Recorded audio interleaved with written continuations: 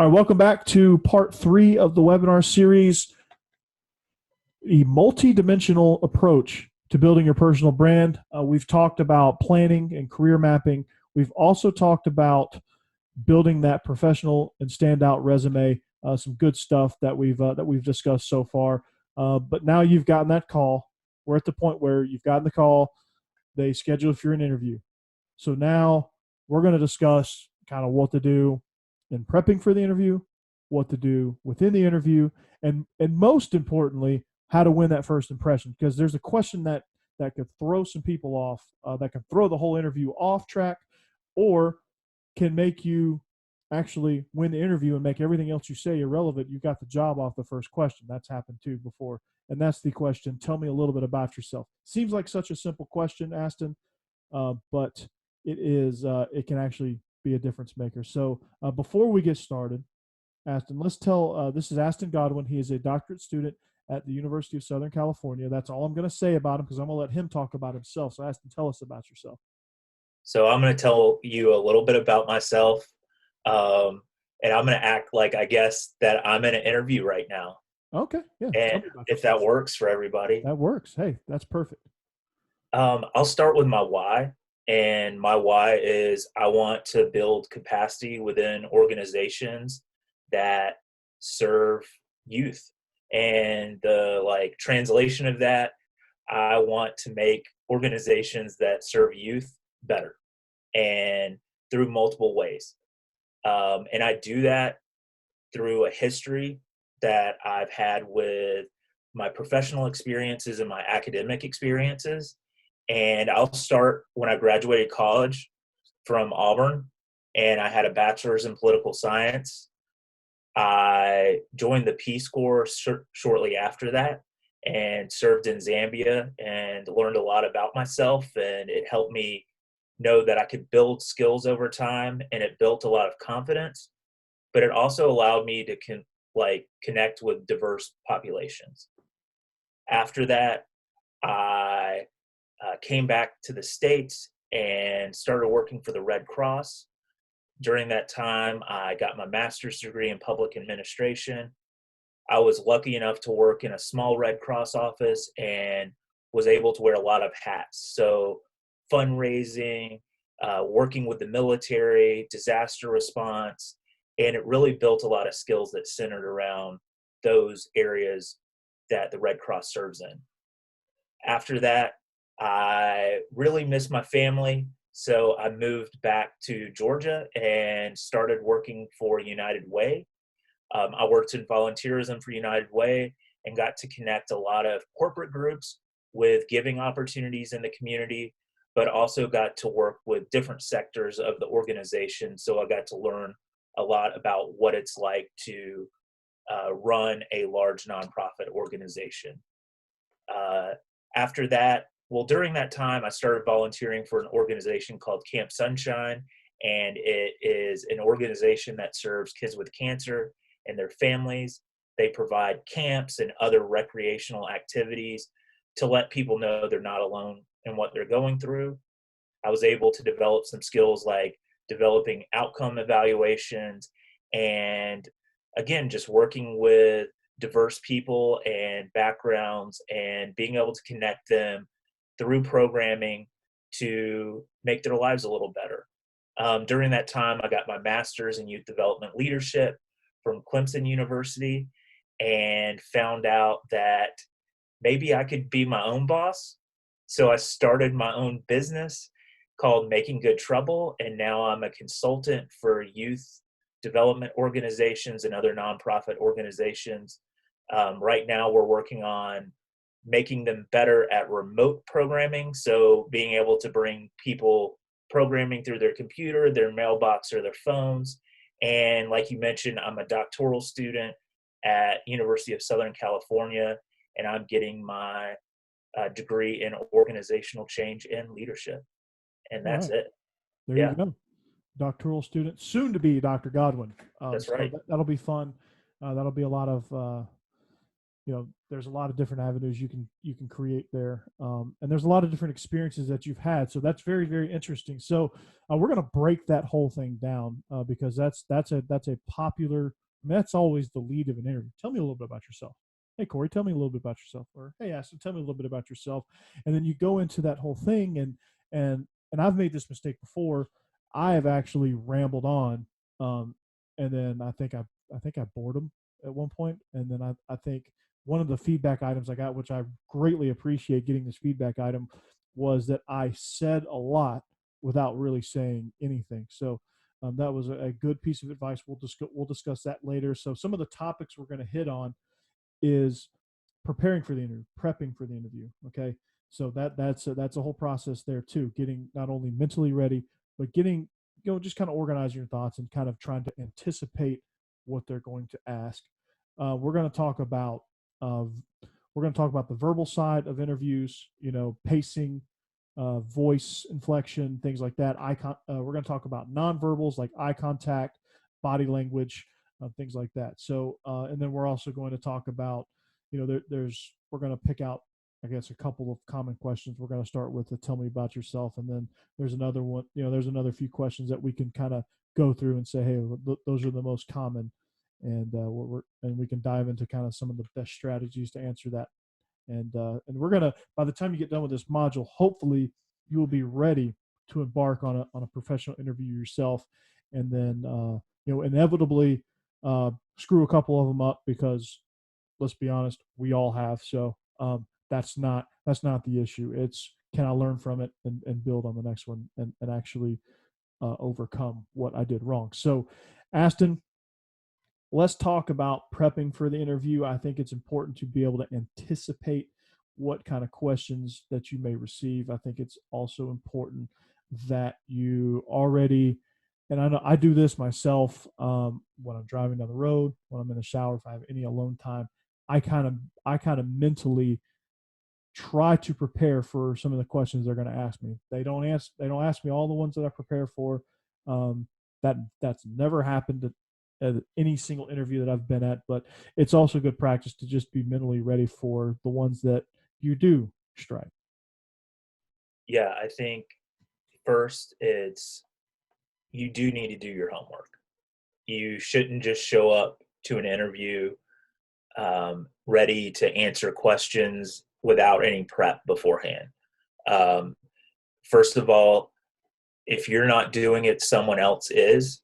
Mm-hmm. So you need to realize that your lack of preparedness will be a detractor from getting a job, because people that are interviewing you can tell if you're prepared or not.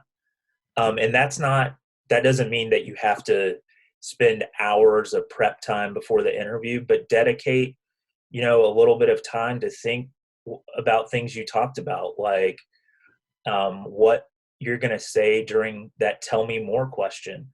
Um, a general rule of thumb is you need to connect your tell me more to those job responsibilities and like things in your life that prepared you for that job. So if you're a high school student, you can connect some classes you've taken. If you volunteered anywhere, like connecting those things, or you can connect things that you're passionate about or things that you feel you're good at. When I was first interviewing for jobs, I talked about what it was like to be on a team with other people, because it showed people like I could communicate with others. I knew what it was like to go through a stressful situation. It showed that I could collaborate with others and that I was willing to take instructions from others, because you're getting coaching and you're getting feedback from your teammates. But it also shows that you value like camaraderie and being a part of that team. I think when you're looking at those questions that you think they might ask, a really simple thing to do is just Google your job that you're interviewing for. And a lot of places, like, you can find some sample questions or um, what they're looking for. Um, I would be careful with that. If it looks like too good to be true, it probably is. The other thing is, look at the job description and think about questions they might ask you to see how you fit in that job. So if one of the questions is, or one of the responsibilities of the job is, we need somebody that's really good at customer service. Think about a question they might ask you around customer service.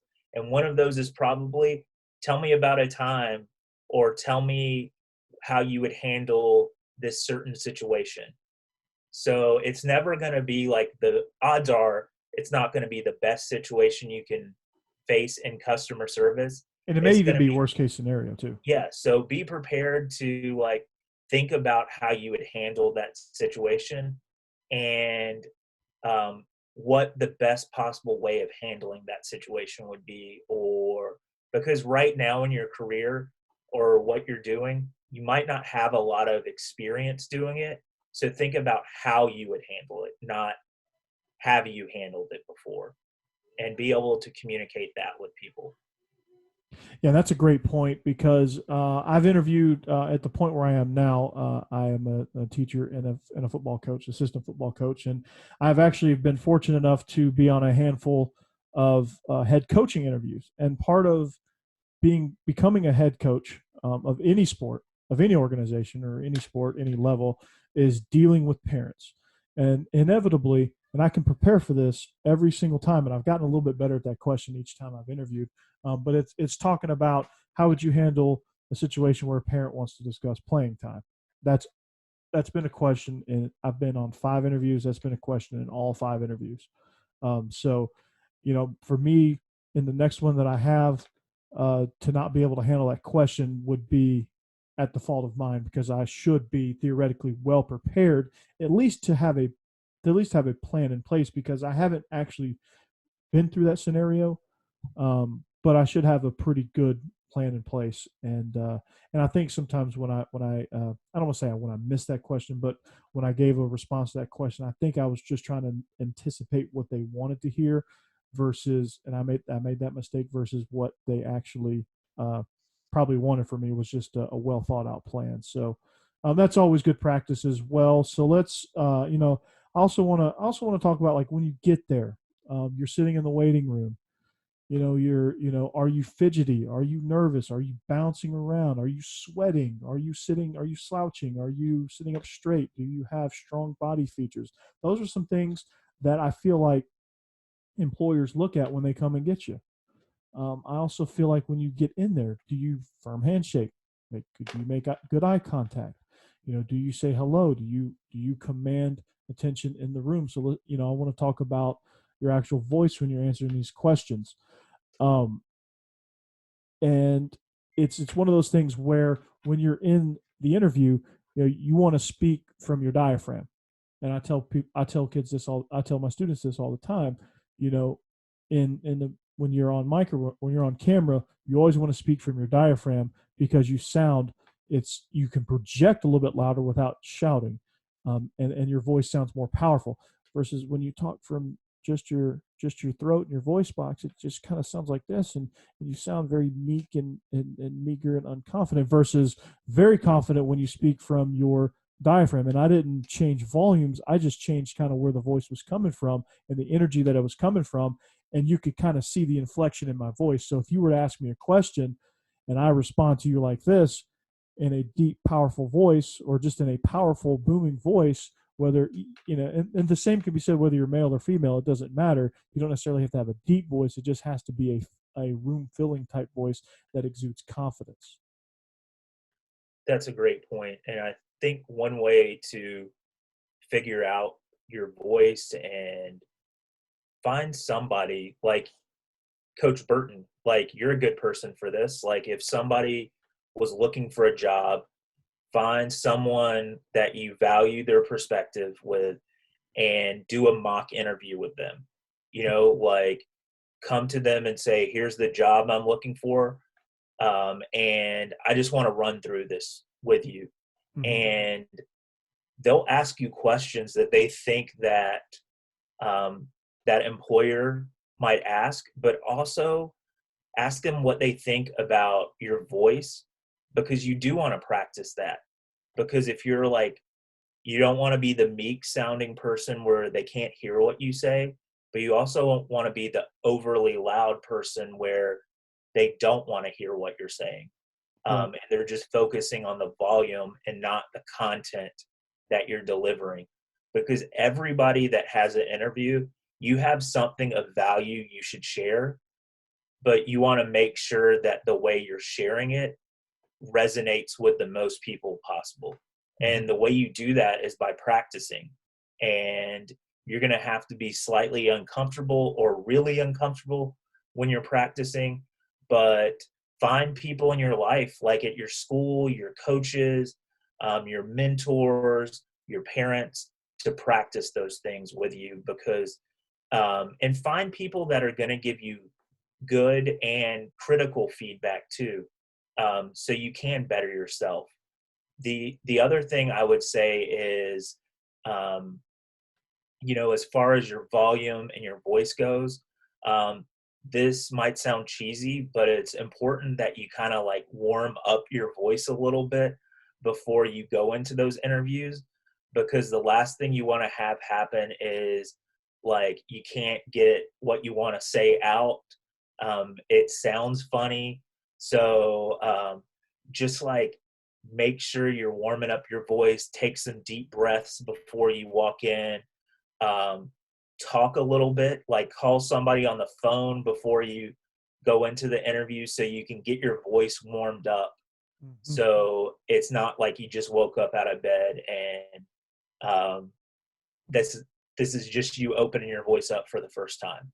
Yeah, and I've had that experience before, and it was just really one time. It was just because I was waiting in the waiting room. There was some issue going on, and so I had to wait for a little bit longer than I anticipated, and my voice kind of like cinched up. So like the first question I answered was, I was just like having trouble getting it out, getting it from my brain to my mouth. So that's definitely important. And also drink a lot of water, because you get, you kind of get hoarse. I've coughed in the middle of an answer before because my throat was so dry from talking that that I did that as well. So, but those are some great vocal points. I really like the point you made about balancing the level of your voice, because you come across, it's the whole psychology of it is you come across too low, you seem weak and not confident.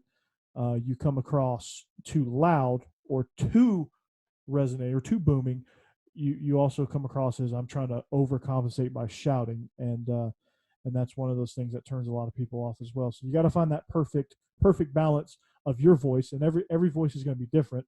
Some might be on the lower end, some might be kind of closer to shouting.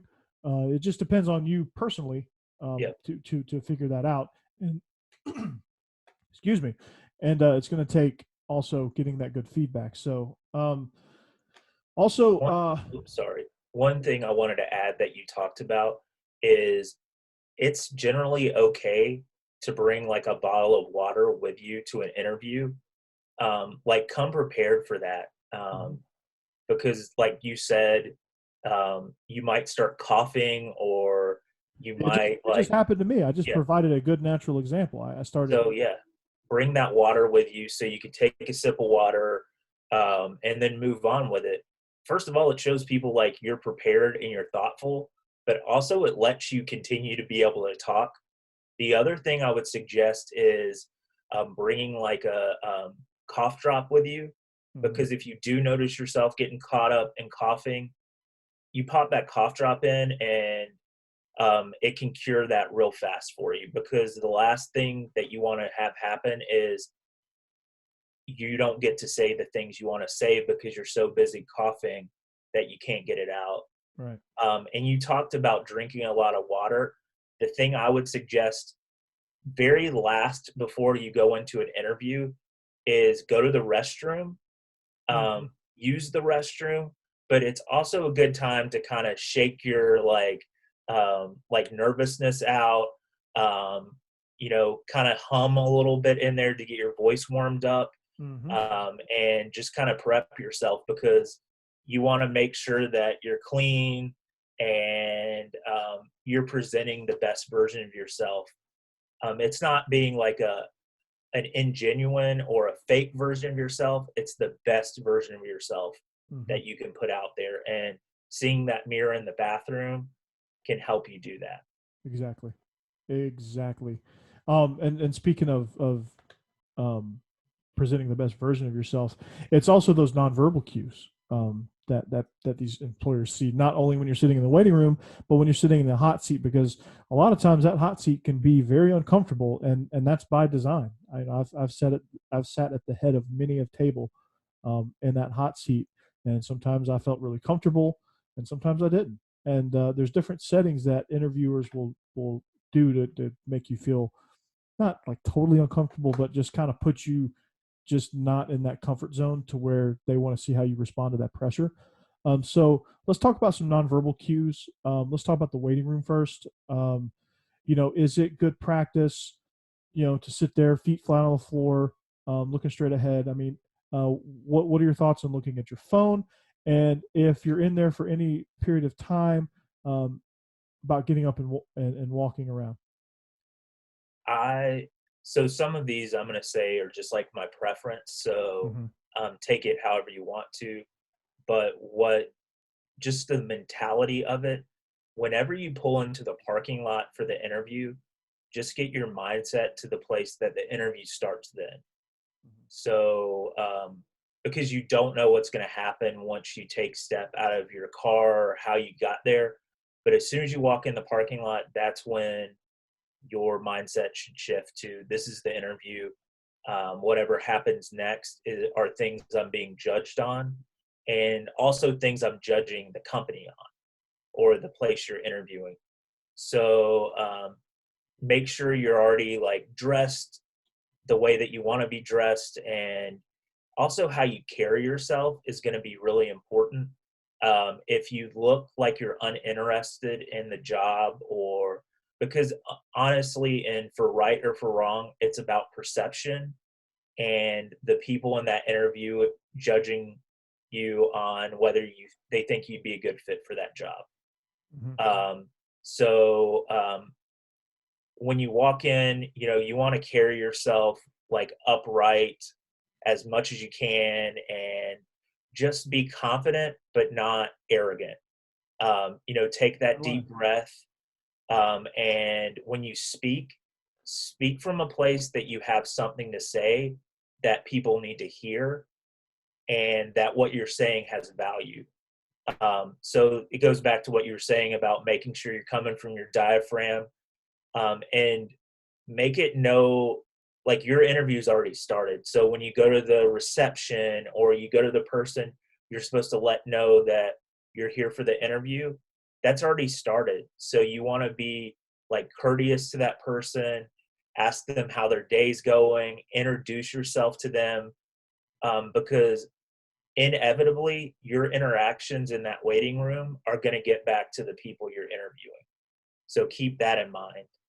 Um, I personally am not so big on like what you do while you're in the waiting room, but what I'll say again is just be mindful of what you're doing there.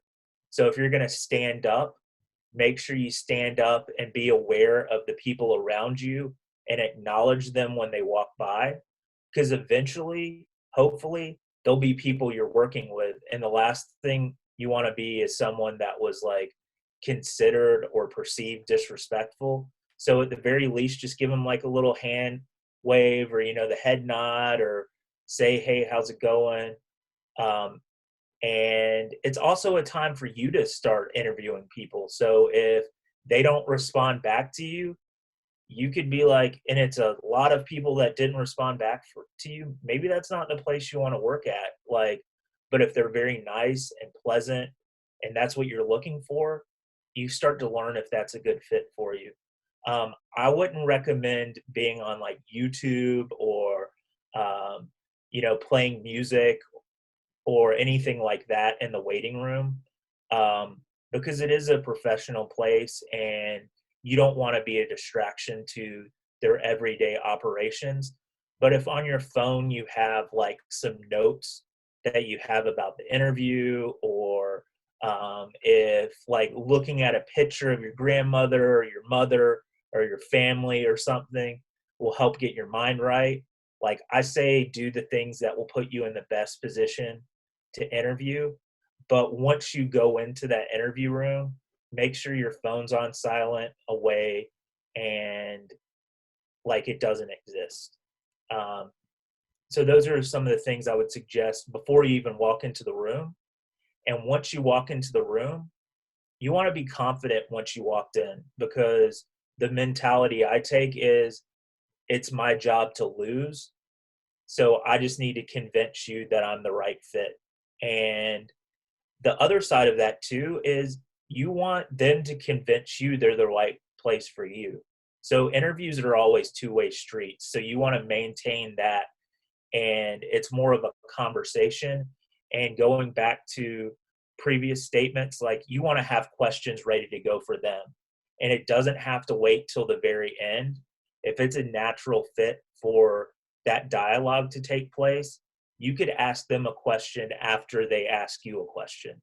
So making sure that if you're in a chair, you're upright, like you're looking the people in front of you. You're not like staring at the table. Um, Sometimes it's hard to look people in the eyes because they might not be looking you in the eyes. I recommend trying to look at like their nose or their eyebrows. It seems like super creepy, but it's a tactic that works. And if there's more than one person interviewing you, make sure you spend time looking at each of them and not focusing on just one person. So those are some of the suggestions I would have. So the follow up to that very last suggestion that you had, there was a situation where I was at a conference table, and it was a very long conference table, but I was on one side, and then a very short distance was five people, and they were spread beyond my peripheral. So to look at everyone, I had to physically turn my head back and forth. Uh, the main person was right in front of me, and then everybody was kind of spaced out, so that I had to span the entire table to look at them. So just be mindful of kind of the situation, and you don't want to also be, a turning head the whole time, but you also kind of want to make sure you can get that best vantage point. So, what would your advice be as far as like if you're in that situation to where not everyone is within a short, eye sweep of you? I think one thing that I do, if it's like a panel interview situation or there's more than one person, is I'm always the last person to kind of sit down. And when I'm walking into the setting, if it's a room or a big space or whatever it is, I take a little time to like look around and see what's around me. So you can see where the chairs are set up. Um, and if you notice that people are very spread out in the room, um, just think about ways that you can like connect with those people. Sometimes it's really hard, but generally, if a person asks you the question, it's okay to spend more time looking at them, but you want to make sure you kind of spread your view over time. So if you're answering it, because you're answering that question for everyone in the group, not just that one person that asked it. So just be mindful of, hey, I've been looking at Corey for 30 seconds. Now I probably need to move over to the next person. And if you're in a chair, a good way to do that is just kind of, you know, tilt your head a little bit and engage everyone as you're talking. Um, that way you're kind of like a sprinkler almost, with spraying people with good answers and good responses. I like that analogy. I'm gonna next time I'm in an interview, whenever that is, I'm gonna think of that scenario and say, oh, okay, sprinkler, sprinkler, sprinkler, okay, sprinkler, and then use that technique. So that's great as well. So also other smaller nonverbal cues. We've talked about eye contact. You've given a great suggestion as far as not looking them directly in the eyeballs, even though that may seem creepy. Um, but I do agree it's a good practice because for whatever reason, for me, I speak personally on this. Other people might have different opinions, but it kind of gets me off my train of thought to look them directly in the eyeball. If I'm looking at a thing that's not moving as much, but to make it appear that I'm still looking them in the eye, that's kind of what I go for. That's kind of my comfort zone. But also, like, what do you do with your hands? Like, as you that's an important piece that I think gets overlooked a lot, is what do you do with your hands? And to answer that question, like, there's different things like that convey completely different messages. Like if you fidget with your hands a lot, you know, it makes you feel nervous. If you just stick your hands in one place and don't move them for 2 hours, that also makes you seem robotic and also nervous. Um, More so on the petrified version or petrified end of the spectrum. And then there's always that area in between. So, Aston, what are your thoughts on hand placement? What do you do with your hands? How do you keep them active but not jittery? And how do you keep them still but not petrified? I think if you are in a place where you can practice interviewing with people, this is a good chance to kind of see what you do with your hands. Um, because some of us speak a lot with our hands, Mm-hmm. and that can be distracting. Some people, fidget with with their hands and tap on the table or drum on a table. Yeah. I think just um, putting yourself in a position to see what type of person you are with your hands is really important. If I got a pen One, in my hand, I'm just like slowly twirling it, just kind of, I'm not a clicker, but I kind of just like, if there's a tab like this, I always kind of just stick my thumb underneath there. That's one yeah. little tick that I have. So you don't want the things you're doing to distract from the things you're saying. Mm-hmm. Um, so keep that in mind with any of like your nonverbal stuff. You want the things you're saying to be the most important thing, and you want the things you're doing to not distract from those things. One thing I do is, because I am a hand talker and that can be distracting, is if I'm at a table, I keep my hands underneath the table, um, and I generally rest them on top of my thighs, or I cross my hands like this, and I'm more likely to kind of keep my hands together if they're like this. Mm-hmm. It's also what surgeons do in the hospital when they're wearing gloves, so they don't contaminate the gloves by touching a bunch of stuff. And it like triggers your brain that your hands are together. The other thing you can do is just sit your hands on top of the table and kind of cross them over on top of the table, because you're less likely to move them around. But if you are a natural like hand talker, practice with someone. If you notice that you do like drumming on a table, practice that with someone and have them call you out on it when you're doing it, because an interview is not the time to do that, because it goes back to, you're convincing someone by words, like that you're the right person for the fit for the Mm-hmm. job, because you a lot of times you can't show them. There are jobs out there that you can show them, but a lot of these interviews, you're telling them a story about yourself.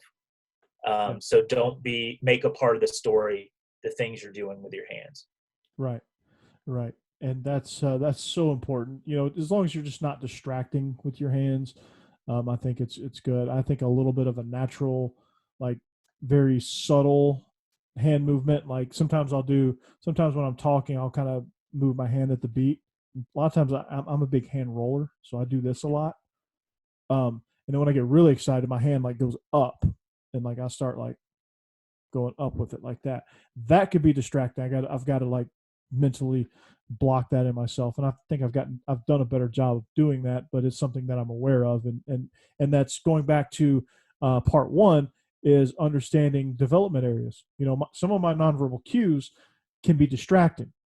Um, they don't necessarily exude confidence or no confidence. It's just, okay, they can't hear what I'm saying because my hand's going freaking million miles a minute, and it takes away from what you're saying because they're just looking at your hand and not really listening to you. So you just got to be mindful of that kind of thing, and you've got to kind of train yourself to calm that down. But is there any other nonverbal cues that we have not discussed yet, small, large, that can distract from what you're saying or can exude not confident in what you're saying or any sort of negative effect? Yeah, I think one thing that you can add to your repertoire or your toolkit of like interview is like make sure what you're doing conveys like engagement in the process. So like what you're doing makes you connect more with other people. And one thing that I like to do is, I'm not going like crazy with my head nodding like this, but when people are saying stuff that you agree with, I just kind of do like a little slight like head nod, Mm-hmm. um, to let people know, yeah, I hear what you're saying. Like, um, and I want you to know that I'm hearing it. And this is the way I can let you know is I'm going to give you a little head nod. It's And subtle, but it also sends that message. yeah, and you like a lot of like psychologists and therapists use that too to connect with the people in therapy when they're saying stuff because it validates what they're saying. Mm-hmm. And subtly, subconsciously, you're validating what that person is saying. And it's going to make them feel good. And that's ultimately a piece of the puzzle is like, you want to leave an interview making people feel good about you and the situation. And that's something subtle you can do. The other thing with body language is um, you want to be cautious of how you sit in your chair too. So what I try to do is just make sure like my entire spine is aligned with like up against as much of the chair as possible. Mm-hmm. Um, and it's just a good rule to like make sure I'm upright and it makes my voice sound better. So if I'm like slumped over, it doesn't really convey confidence. Because it restricts If your air you know scientifically. so as straight as you can, like as straight as you can. Sometimes we don't have the ability to do that, but just as straight as you can in your chair makes your voice sound a lot better when you're talking. And it gives like the body language perspective that you're connected with people, and making sure like your shoulders are open and not closed like this is also really important because it's a subconscious body language thing where it's showing people you're open to the discussion and open to whatever is going on in the room. All right. So I mean, that's all like spot on, things that can, um, it's very subtle, but it can also kind of give the air of, okay, I'm not confident. I'm kind of hunched over, and that kind of, those kind of things can distract from the tone of your voice too. Like you can seem very uninterested and low sounding just by rolling your shoulders forward just slightly. You can open up your airways a little bit, and you sound a little bit more confident and a little bit more interested, and you look a little more interested when you're kind of more upright. So that's all great advice, and just good exercises to do is just to actually step outside of your body and just kind of try to be aware of how you're sitting and what you're doing with your hands and what you're doing with your eyes and how you're moving your body. Because if I'm dancing around while I'm talking, I'm trying to distract you from what I'm saying because I don't know what the heck I'm saying. If I'm just too still, maybe I'm very robotic and it shows that I have no personality, and it shows that I try to win the interview, but I don't have much skills beyond that. So if you it also affects your pace, your diction, all that stuff. If you can speak with a good pace, not slow as to try to convey the message because you feel like they can't understand you. That's what they're going to feel like, that you're trying to talk down to them. or if you talk too fast, you seem really, really nervous. You don't really know what you're talking about. You're just trying to speak through the question so that they don't know that you actually tried to answer the question. You don't know what you're talking about because you feel like if you talk fast that they think you're an expert because it's right there on the tip of your tongue, which is not true actually.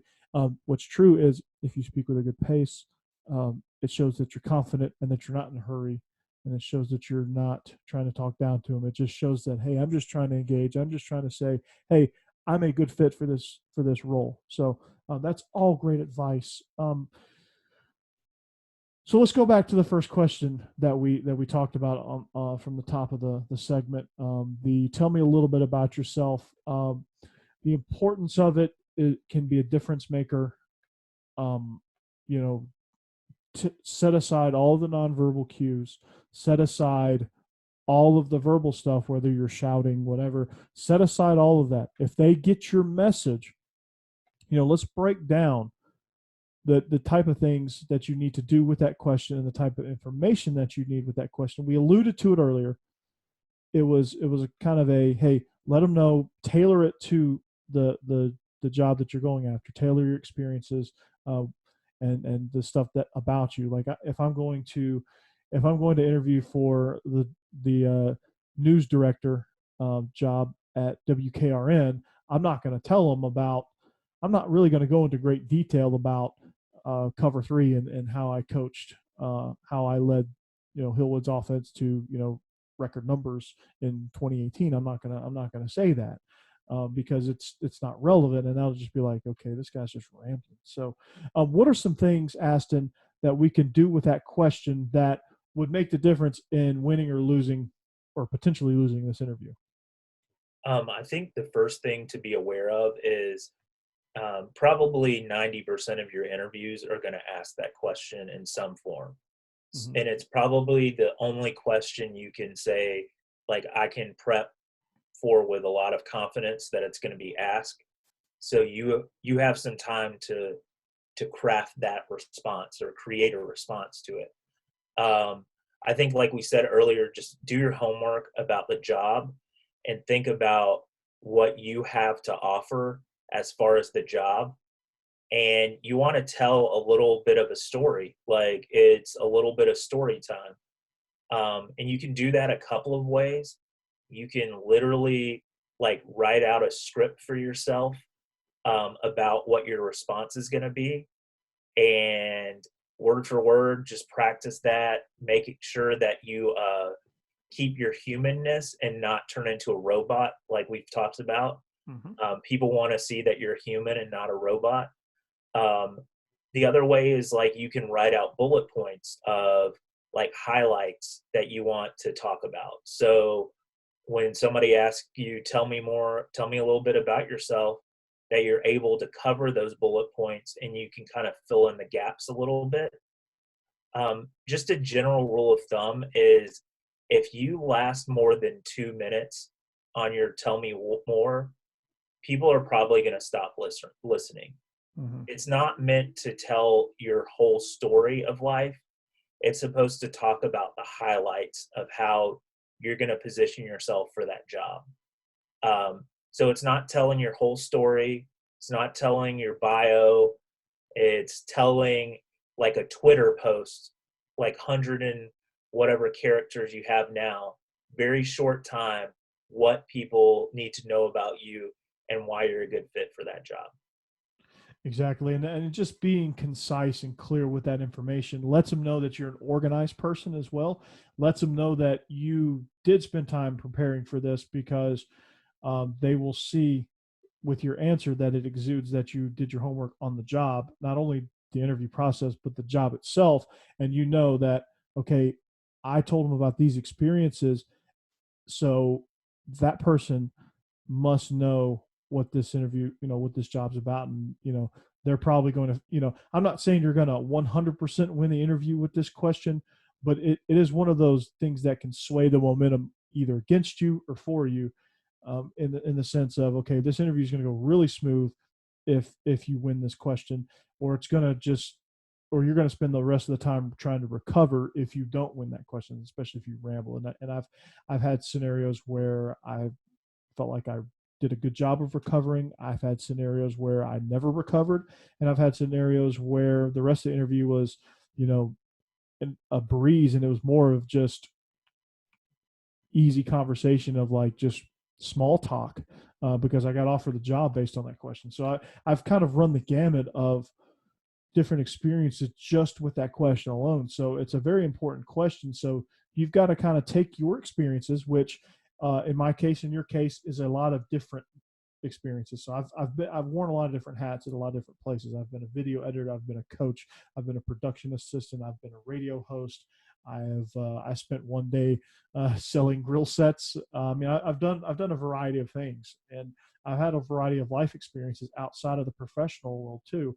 That could also pertain to it. Volunteer different places, or I did some work at UGA that wasn't course related, but it did help me get some real world experience. Like I could step into a control room at a news station, and I mean, it's different. It changes rapidly, but I won't be like a fish out of water because I've had experience with that type of equipment before, just based on an experience that I had at University of Georgia in the newsroom, just volunteering. It wasn't even a class I was taking. I was just volunteering, and so if you can exude those type of things in that question, it's very it's very beneficial for you, and it could swing the momentum in your favor. But another question that I see a lot, and this one should be very easy to answer, because it should be the first thing that led you to even apply for the job in the beginning, and it's why did you apply for this job, or in some form or fashion, why did you apply this job, why do you want this job, what about this job makes you interested. They've asked it a million different ways, but it's really the same concept of, it goes back to one word: why. What's your why? Why are you doing this? So when I approach that, is I know that that's probably going to be a question that's asked. So I include that answer in my tell me a little bit more about yourself answer, Mm-hmm. because it's a good way to start off the Mm-hmm. response. So if we talk about how we're going to structure, tell me a little bit more about yourself, or tell me about yourself, it's a good idea to start with your why. You can say, hey, like I'm somebody that really enjoys working with people. Um, when I read the job description for this, I saw that the opportunities were there to work with different people, and I looked up what your company stood for, and it really connected with my why and your organization's why. Yeah. And a little bit of why I think that I'm a good fit for it is, here's the things I've done that prepared me for this role. Mm-hmm. And so you can start off with that structure where it's like, what is your why? What is their why? And how do those things connect? And then the next 3 or 4 things that you say are connecting and building your argument for why you should get that job. So it's like, these are the 4 things I came up with that are highlights, that'll show you that this is my why and why I should have this job. Right. And that's all solid advice. And I'm gonna just echo all of those points, because I think that's pretty spot on. I mean, I think if you show that you come into an interview well prepared, and the interviewer can just go, oh, well, he already answered that, and strike that question off, or write whatever feedback he's going to write for that question, it just kind of leads him to go, okay, well, I'm a little bit more at ease now, and okay, this guy obviously knows, and he can make the connection of why he's a good fit. I don't really need to ask him anything further.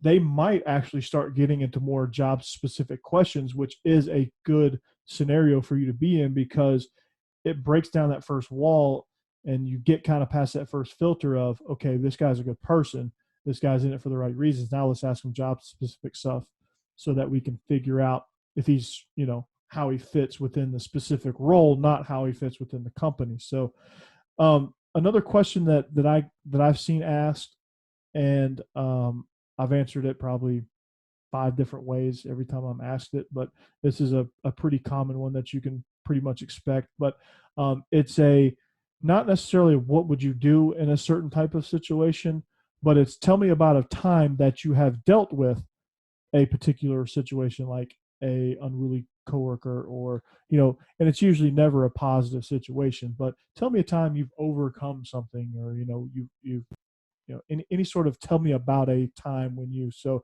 it makes you reach back on an experience that you had, and it gives you that anecdotal type response window. So, and I've answered it a million different ways. I think one time I answered it, I just told a story and then kind of got lost in the story. And I don't think I really ever told the point of the story. And I think that's kind of where I lost the interview. So it can be a difference maker if you answer it correctly, or it can just be, something that, you've already won the interview, and they might just look at it as, okay, I just need a funny story for them when we make the offer. So, what's a good way to answer that question? Just kind of how you would answer it, based on, you tell a story about a past experience. First, I think if you're unsure of how to answer this question or any question, take a deep breath. You don't have to answer like right away, but you also shouldn't like take like 3 minutes to answer the question. Um, if you're taking that time to think about how you're going to respond, it demonstrates that you're a thoughtful person and that you really care about the response you're going to give. Um, but I think that if it's your first time interviewing and you don't have any professional experience, and they ask you a tell me more about, or tell me about a time question, look at things in your life that you've done that can kind of translate, or you could connect to the question they ask. So that would be my first suggestion. So if it's tell me about a time that you overcame multiple things due at the same time. Like you could talk about how you prepared for finals week. I had 4 finals, and 2 on Thursday and 2 on Wednesday, and I had to use like a schedule, so I made sure I studied consistently for each test, and ultimately I passed them all. It doesn't need to be a long drawn out story. First of all, like again, if you're taking longer than 2 minutes to answer the question, you've taken too long. They really just want to know that you can formulate an answer and that you can connect to experiences you've had, because ultimately when you get into a situation, you're going to use similar situations that you've had to handle that situation. So think about why they asked the question, and that helps how you're going to answer the question. So be thoughtful. Just think of things outside of your life and the things you've experienced and how you can connect those to the answer. Because like we said, right now, you probably don't have a lot on your resume, but you do have a lot of experiences you've had. So just think about those things and how you can apply those to the answer. Yeah, I mean, that's perfect. I mean, you just got to be concise. Everything comes back to being concise, because you've got to treat it as if their attention span is worse than yours. And a lot of times, they don't want to be in there as much as you don't want to be in there, and they want to get in and out as quickly as possible too.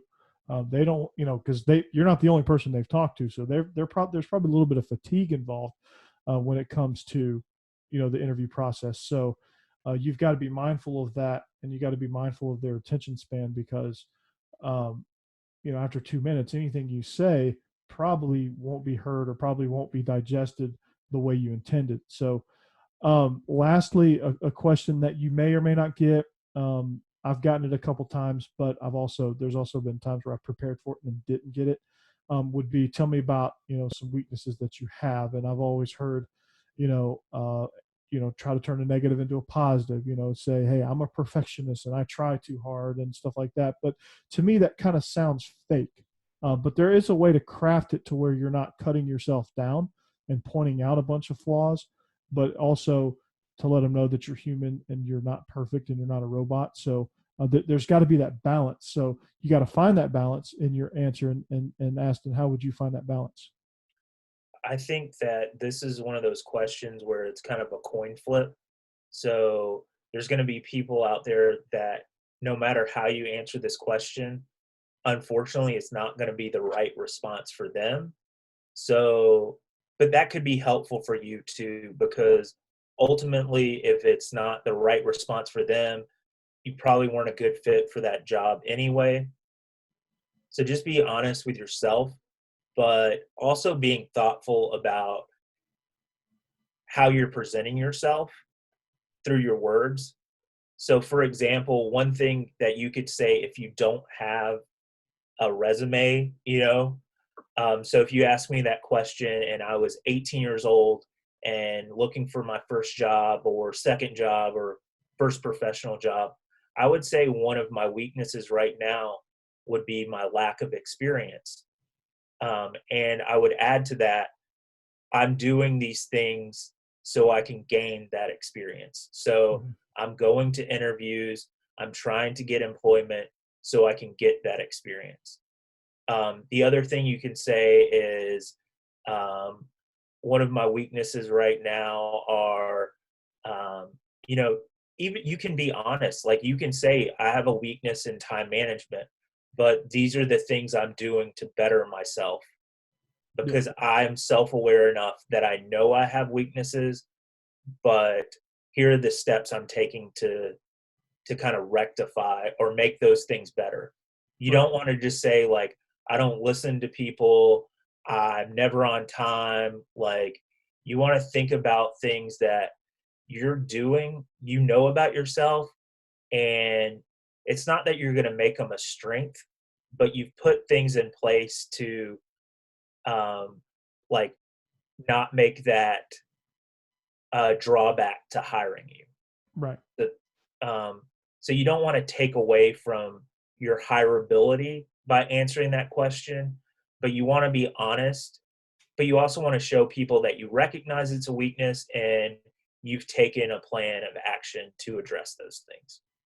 And because, to piggyback off that is because they're going to actually take that response and say, okay, well, if he's aware that time management is a development area or a weakness, okay, he's going to get into this job and realize, okay, filling out this part of the report or, dealing with this type of issue is a weakness, but he's going to create a plan to kind of help, or he's going to create a plan with some solutions, and he's solution oriented, not problem oriented. So, if you can exude that, weaknesses aren't weaknesses, they're just points of, okay, I'm going to focus here because I'm strong here, but I'm weak there. I'm going to focus on fortifying that. It's not necessarily a cure, but it's also just something that I'm going to fix here in the short term. So, um, but we hope you win the interview. These are all great tips and advice of some things you can do. Also, good practice is to seek advice, not just from us two. Seek advice from every possible angle you can, from every possible person with different experiences that you can. It's always great to talk to people. It's always good to practice. It's always good to review these answers. There's a lot of different things you can do. This is a starting point, but this is a very small starting point. This module here. There's a lot of great resources out there. There's a lot of great resources around you that you just got to open your eyes to and be aware and be willing to talk to people about it. There's some things, one of my favorite classes at Georgia was the interpersonal communication class because it taught me nonverbal skills and verbal skills and matching the two up and becoming aware of my body language and what that was presenting and exuding. So there's a lot of great resources. Aston, I thank you for joining us. Can Make I sure, add two more things before we cut out, though, yes, you that I can. think would be helpful? Yes, you Um, can. one, I think that if you have the capacity to do it, record yourself practicing your interviews because sometimes it's hard to take feedback from others. Um, but if you can see yourself, first of all, it'll make you a little uncomfortable sometimes. Mm-hmm. But if you can be critical of yourself, you're more likely to make those changes. Right. So open yourself up, be vulnerable towards those things. The other thing I would say is, um, before you get an interview, or like once you get that interview scheduled and the person's like, hey, we want to schedule you, and you've scheduled that interview, ask them the question of, what suggestions or what advice do you have for me to prepare for the interview? Mm-hmm. They might not tell you anything, but it's letting them know from the beginning that you're the type of person that's willing to prepare for things. Mm-hmm. And that's just a really good quality to have. And then, like, at the end of your interview, like, make sure you thank those people for their time, um, and follow up with an email or a letter, so you thank them for their time, tell them you appreciated it, but also let them know if there's anything you can do for them, that you're available. And I think that leaves kind of a lasting impression with people. Right. Absolutely. And that's, that's even, the thanking of the people at the end of the interview is very important. And it's just very small, simple gesture that you can have, to let them know that you appreciate their time, whether it works out or not. That's like the easiest level of respect that you can pay somebody, at the end of the interview. So, again, this is Astin Godwin, USC doctorate student, owner of Making Good Trouble, LLC. He's a consultant. He might be a consultant for you one day. You never know. So I thank you, Astin, for joining us. Be sure to tune in, to the other parts of the series. We're going to talk about demo reels, networking, things like that, and 7 habits of highly successful people. So I want to thank you. Be sure to do the exercises below.